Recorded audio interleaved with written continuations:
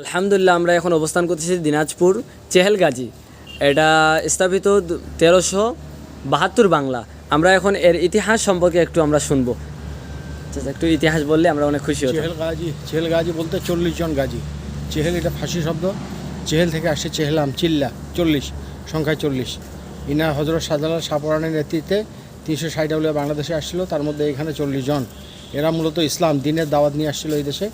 তো সেই সময় দিনাজপুরের রাজা ছিল রাজা গোপাল। সেই গোপালের সঙ্গে এদের ধর্ম নিয়ে একটা দ্বন্দ্ব হয়।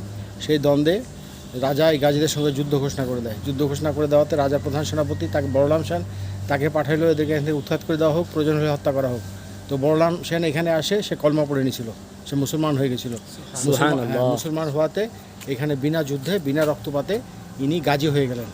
ইনারা গাজীর উপাধি পেয়ে গেলেন, জয়ী হয়ে গেলেন। যারা যুদ্ধে জয়ী তারা গাজী। তো পরে তারা এদের সঙ্গে রয়ে গেলেন সেনাপতি। রাজা পরাজিত হয়ে ভারতবর্ষে পালিয়ে গেল, ভারতের কামরূপ প্রদেশ, সেখানে গিয়ে আশ্রয় নিল।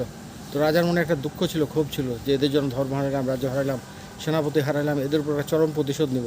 তো সেইখানে একটা শক্তিশালী বাহিনী গঠন করে এদের উপর আসে একদিন অতর্কিত আক্রমণ করে এদের দেহগুলোকে তলোয়ার দিয়ে কুপি কুপি হত্যা করে তারা আবার চলে যায়। তো এই যে শরীরের ছিন্ন বিচ্ছিন্ন অংশ, খণ্ড খণ্ড অংশ, এগুলো শনাক্ত করা যায়নি কোনটি কার। যারা মুসলমান ছিল তারা সবাই মিলে চিন্তা ভাবনা করলো, একই শাড়িতে একই কাতারে যার যেটুকু পাওয়া গেছে ওইখানে সমাহিত করে চুন এবং সবজি দিয়ে কবরটা বাধাই করে দিয়েছে, উঁচা করে দিয়েছে, যেন এটা মাটির সঙ্গে মিশে না যায়, পরবর্তী প্রজন্ম বুঝতে পারে যে এই কবরটা এত বড় কেন, কার জন্য। তো ইতিহাস যেন মানুষ জানে। তো ইনাদের যে প্রধান ছিল তার নাম ছিল শেখ জৈনুদ্দিন বাগদাদি, আর বাকিগুলোর নাম জানতে পারিনি, তখন কোনো দলিল লেখা ছিল না। তো কোথাও ফলকে লিখে রাখছিল, সেটা হারিয়ে গেছে, মুছে গেছে। হ্যাঁ, এটাই হচ্ছে এটার মূল কাহিনী। আলহামদুলিল্লাহ আমরা এতক্ষণ শুনলাম, এখন আমরা এটা দর্শন করে নিই।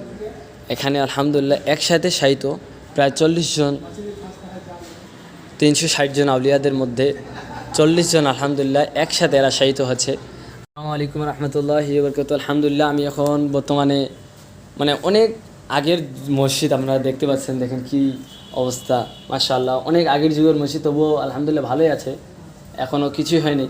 আলহামদুলিল্লাহ অনেক সৌন্দর্য। আর আমরা এই নতুন যুগ দেখে